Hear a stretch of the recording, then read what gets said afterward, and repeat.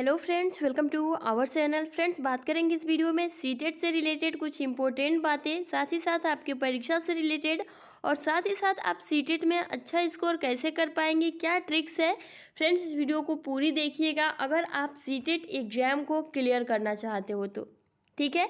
साथ ही साथ ये भी बात की जाएगी कि आखिरकार सीटेट में अब ज़्यादा नंबर क्यों लाना है, क्या 1/4 जुड़ेगा जो आपकी सुपर टेट होगी, तो क्या सीटेट ज़रूरी है।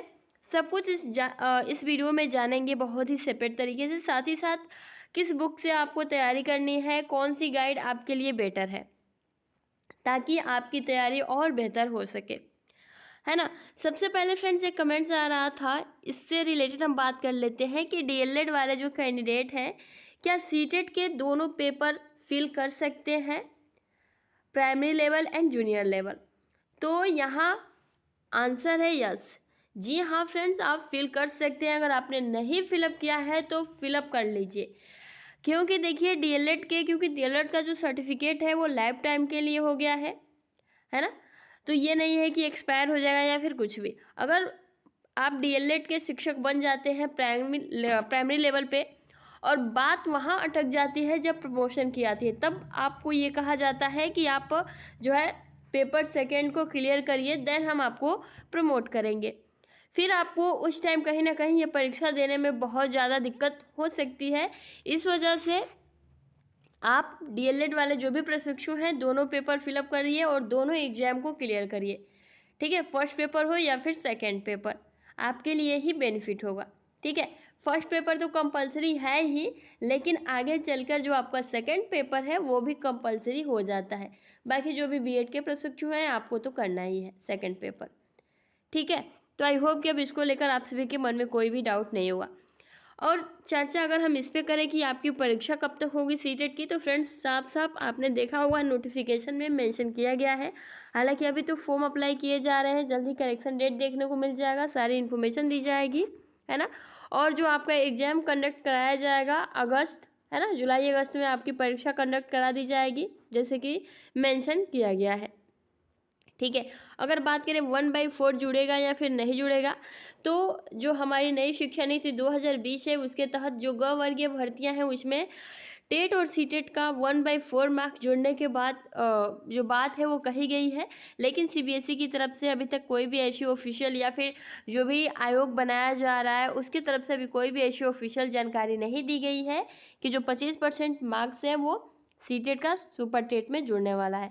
तो फ्रेंड्स, इसके अकॉर्डिंग आप अपनी तैयारी अच्छे से करिए, ठीक है, ताकि अगर ये नियमावली लागू भी होता है तो आपको दिक्कत ना हो और आपका सिलेक्शन हो सके। इसीलिए स्कोर ज़्यादा, क्योंकि क्वालिफाइंग मार्क्स आपने देखा होगा जो भी जनरल के कैंडिडेट हैं उनका 90 होता है, 90% या फिर 90 नंबर कहिए, और अदर कैंडिडेट का जो है 82% होना चाहिए, 82 क्वेश्चन करेक्ट होने चाहिए 150 में से, ठीक है। ये सारी बातें हो जाती है।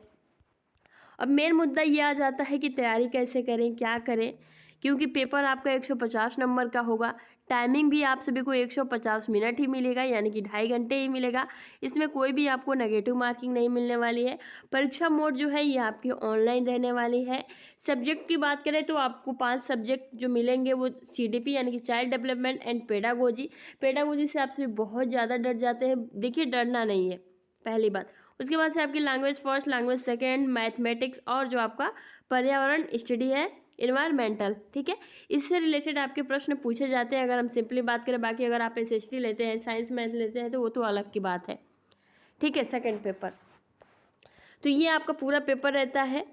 अब आपको तैयारी कैसे करनी है, क्या करना है। सबसे पहले बहुत सारे मतलब आप सभी को पहले ही डरा देते हैं कि इस टाइम पढ़ना है, ऐसे पढ़ना है, पहले क्वेश्चन सॉल्व करो, ये करो, वो करो। बिल्कुल नहीं, सबसे पहले तो आपको कॉन्सेप्ट की तरफ भागना है। जी हाँ फ्रेंड्स, अगर देखिए टेट या फिर सीटेट की आप अच्छे से तैयारी कर लेते हैं तो कहीं ना कहीं सुपर टेट में भी आपको ज़्यादा मेहनत करनी नहीं पड़ेगी, क्योंकि सब कुछ आप सभी को ये सब देखने को इसमें भी मिल जाता है, ठीक है। तो सबसे पहले तो आपको क्या करना होगा, कॉन्सेप्ट पर फोकस करना होगा, है ना। और उस सब्जेक्ट को आप सबसे पहले उठाइएगा जो सब्जेक्ट लगता है कि हार्ड है और आप उससे भागते हो। हम इसलिए कह रहे हैं क्योंकि फ्रेंड्स मान लीजिए इसमें 5 है तो आपको चार जो सब्जेक्ट हो बहुत ही अच्छा से आता है, लेकिन एक सब्जेक्ट आपको लगता है कि टफ है और आप उससे दूर भागते हो, और कहीं ना कहीं उस सब्जेक्ट की वजह से जो 4 सब्जेक्ट होते हैं उससे भी डिमोटिवेट हो जाते हैं। तो आप सबसे पहले अपने कमजोरी को दूर करिए, ठीक है। आई होप कि आप इस बात को समझ रहे होंगे। तो जिसमें आप अभी, क्योंकि अभी आपके पास टाइम है, तो जो हार्ड है उसको इजी करिए, बाकी जो इजी है उसको भी पढ़ना है। बहुत सारे कैंडिडेट क्या करते हैं, समझते हैं कि हमें तो ये आता ही है, छोड़ दो, क्या रिवीजन करना। फ्रेंड्स, जो इजी क्वेश्चन सुनते हैं ना वही गलत हो जाते हैं, क्योंकि उस ऑप्शन में देखने पर आपको ये लगता है कि इसमें कौन सही हुआ, ये तो मुझे पता था, और जो आपने सोचा होता है वो सही होता है, फिर भी आप ज़्यादा दिमाग लगाकर गलत कर देते हैं। घर आने पर पता चलता है कि नहीं, वही वाला सही था। तो ये वाली दिक्कत लगभग बहुत सारे कैंडिडेट के साथ होता है। तो सबसे पहले अगर आप एक क्वेश्चन पे आंसर लगा रहे हो तो उस आंसर को लगाकर आगे बढ़ जाइए। ये नहीं कि आप उस क्वेश्चन पर फिर से आओ कि नहीं ये सही था, ये ऑप्शन को चेंजेस करते रहो, फिर आपके क्वेश्चन गलत हो जाते हैं और आपकी टाइमिंग भी सही नहीं रहती है, टाइम मैनेजमेंट आपका ख़राब हो जाता है। इस बात को ख्याल रखें, है ना। कहने का मतलब ये है कि सबसे पहले आप अपना कॉन्सेप्ट क्लियर करिए। कॉन्सेप्ट बात की जा रही है तो फ्रेंड्स, एनसीईआरटी सबसे बढ़िया बुक जो है आपकी आती है, और उसी आज हम बात करने वाले हैं सीटेट की बेस्ट बुक के बारे में, जो कि चक्षु प्रकाशन की है। आप अपनी तैयारी को और बेटर करने के लिए इस बुक को परचेज कर सकते हैं फ्रेंड्स। इसमें आप सभी को प्रीवियस पेपर, साथ ही साथ इंपॉर्टेंट क्वेश्चन विद एक्सप्लेन, और साथ ही साथ नवीनतम पैटर्न पर आधारित आपको ये देखने को मिल जाएगा, और साथ ही साथ चक्षु की सीटेट गाइड, प्रैक्टिस सेट और अलग अलग सब्जेक्ट की जो चैप्टर वाइज सॉल्व पेपर की भी बुक आती है, जिसे लेकर आप अपनी तैयारी और भी बेहतर बना सकते हैं। तो अभी आप इस बुक को परचेज करिए, लिंक डिस्क्रिप्शन बॉक्स में दिया गया है। इससे रिलेटेड आपके क्वेश्चन आते हैं, ठीक है। तो जो भी आपकी प्रक्रिया, मान लीजिए आपके 2 सब्जेक्ट होंगे, तो इन 2 सब्जेक्ट के लिए आप जो है 3 से 5 तक के एनसीईआरटी की बुक्स ले लीजिए, पढ़ लीजिए। मैथ की बात करें तो आप 6 से 8 की जो बुक आती है एनसीईआरटी की, आप वो ले सकते हैं, पढ़ सकते हैं। क्योंकि देखिए एनसीईआरटी की बुक और इतना हार्ड भी नहीं होता है, आप अच्छे से पढ़ेंगे ना तो बहुत ही अच्छे से आपके सारे प्रश्न भी आप अटेम्प्ट कर सकेंगे, बहुत ही ईजी लगेगा, ठीक है फ्रेंड्स। तो आपको परेशान नहीं होना है।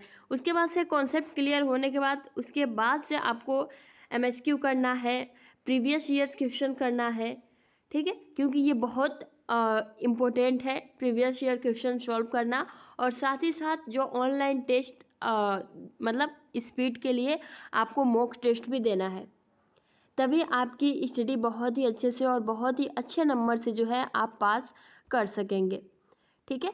तो बिल्कुल भी आप सभी को परेशान नहीं होना है, और साथ ही साथ अपनी तैयारी, क्योंकि फ्रेंड्स मेहनत तो करनी पड़ेगी। अगर आप ये सोचते होंगे कि 1 या फिर 2 घंटे पढ़ के आप जो है मतलब दोनों पेपर निकाल लेंगे, तो कहीं ना कहीं दिक्कत वाली बात हो जाती है। आपको मेहनत करनी पड़ेगी, और मेहनत ये नहीं है कि आप सुबह करो रात करो, टाइमिंग नहीं, जब भी आपका मन करे पढ़ने का तब भी पढ़ो, और दिल से पढ़ो।